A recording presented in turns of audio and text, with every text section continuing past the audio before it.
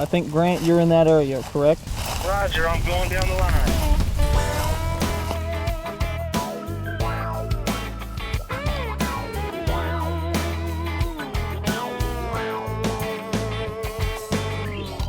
Prescribed fire is a very important habitat management tool here at the Proving Grounds.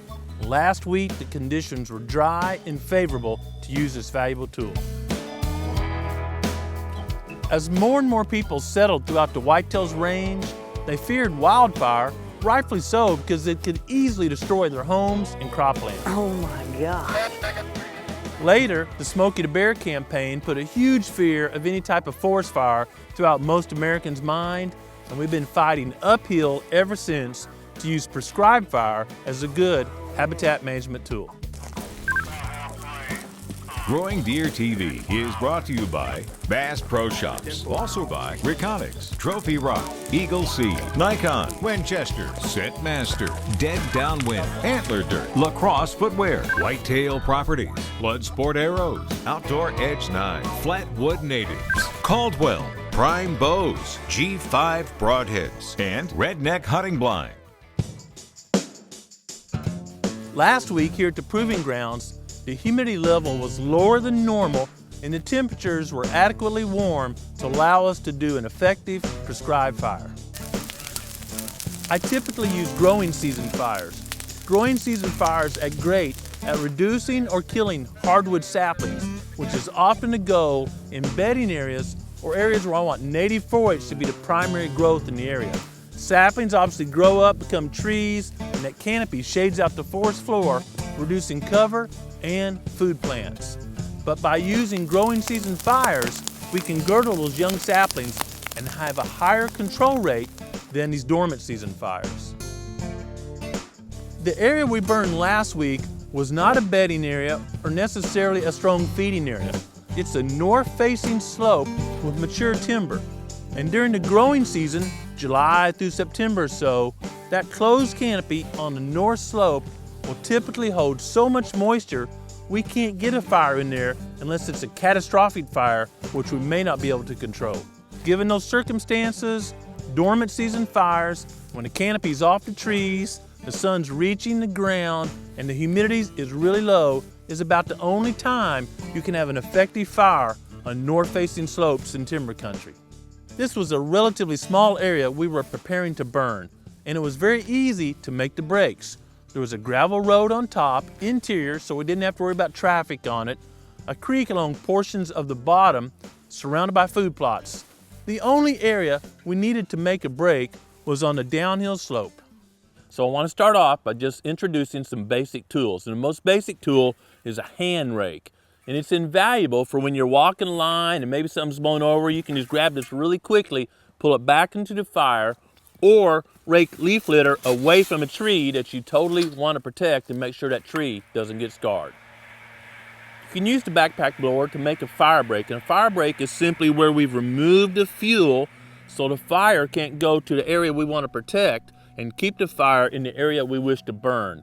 And you have to have a fire break like the road in front of me or this break or the creek in the bottom all the way around the fire, because remember, fire is never satisfied. It will burn, burn, burn till it rains, the humidity gets too high, or it runs out of fuel.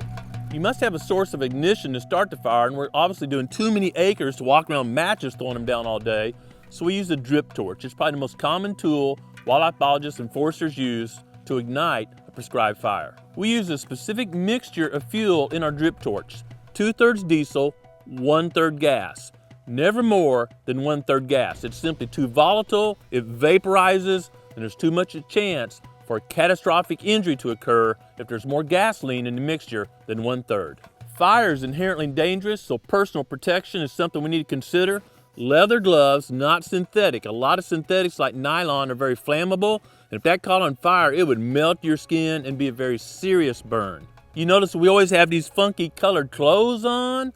These are called Nomax. Nomax is a special blend of cotton that's treated with a certain chemical, and it's not flammable. You might think of cotton as being flammable, These clothes are made to be very fire retardant or not flammable. The bright yellow is so people can see the firefighters in case they're lost or to get knocked out. We can find them and rescue them in a bad situation. If things are going correctly, the closest part of your body to the flame is going to be your feet. There again, you don't want a nylon or synthetic fiber boot. You want an all leather boot. Leather is very flame resistant. You want a tough, Vibram type sole. Leather boot is appropriate for doing prescribed fire. With these tools, we're ready to burn. There's one last step. We prepared this fire line a couple of days ago. We always want to walk the fire line right before the burn, literally minutes before, and make sure the wind or a fallen tree hasn't put fuel across our line, because that fire could bridge the gap and we'd be chasing a wildfire. So Daniel's just checked it. He says we're all clear. We're good to light this fire up and see what happens. This break that's 6 to 8 feet wide is more than adequate to control a fire if I light it right here. But if we had lit the fire downhill and a head fire, a fire that's moving uphill and preheating the fuel, hit this all at once, the flame height would be so tall and amber's blowing in front of it that it would probably jump our break and light over here. So the break size is dependent on the wind conditions that day and the type of fire that's going to hit it. We're backing off our break and it'd be a very subdued fire. Once I light a fire and I kind of see where the smoke direction's going and how everything's behaving, and I see this is very calm, I want to get as much lit under good conditions as I can, so I'm just going to start working my way down the hill and watching this fire backing off the line. And we will notice this fire down here probably being a little bit more aggressive because it's going uphill a little bit. And when fire moves uphill, it preheats the fuel and fire creates its own wind. Of course, hot air rises quicker. So you can tell this is even more aggressive than right here 10 feet away. Just that little bit of slope makes it different.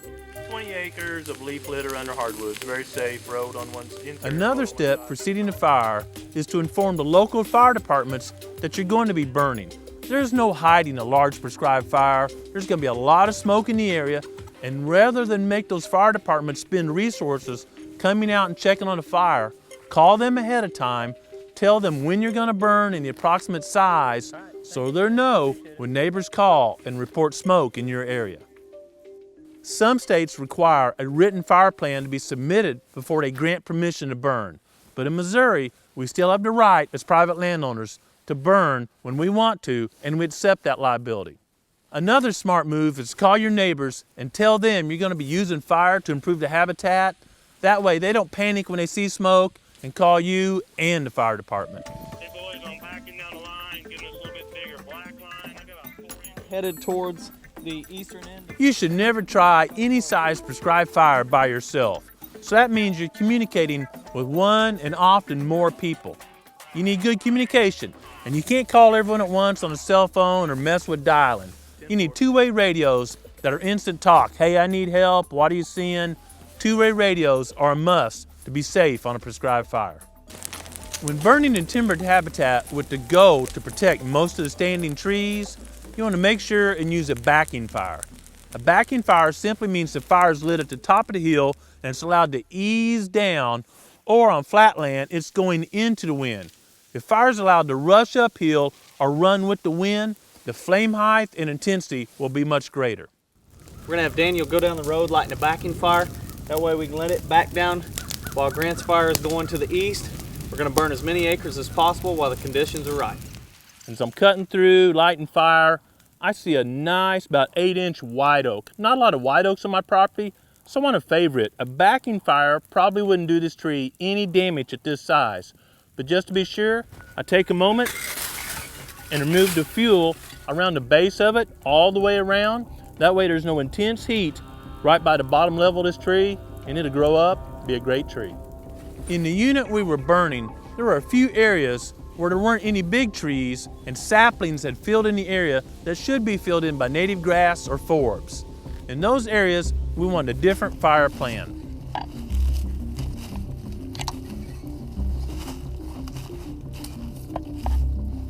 In those areas, I simply allowed the fire to back down the mountain to the edge of the saplings, then drop below the saplings instead of head fire. That created a more intense fire and hopefully a higher rate of kill on those saplings. The right conditions and a good plan allowed us to have a safe fire that met our habitat management objectives.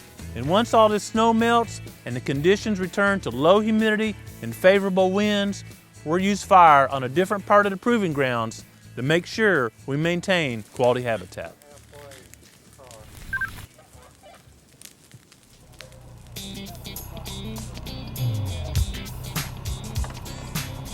In addition to using prescribed fire this time of year, we tour a lot of different properties to assist other landowners with their habitat and hunting plans. Recently, Adam and Daniel headed up to Greene County, Missouri to help Mr. Quinn with his property. How many times during the year do you hit it with Roundup? Typically for us, we're doing it two. You're doing it before you plant, and then you're doing it a month after you plant or so, depending on how much weed growth you have and how much rain you have. Obviously, the more rain you have. Driving around the tractor over these new plants doesn't You do know, a lot of damage, or? Not really, no. As long as you're not cutting your wheels in them a whole bunch and ripping them out. But if you're just driving around over the top of them, they'll fill back in. So you're doing all no-till, right? All no-till. The problem with disking, not only are you losing a lot of your fine nutrients in wind and rain and runoff, you're also, every time you turn it, you're exposed to new weed seeds. So then you have more weeds come back up.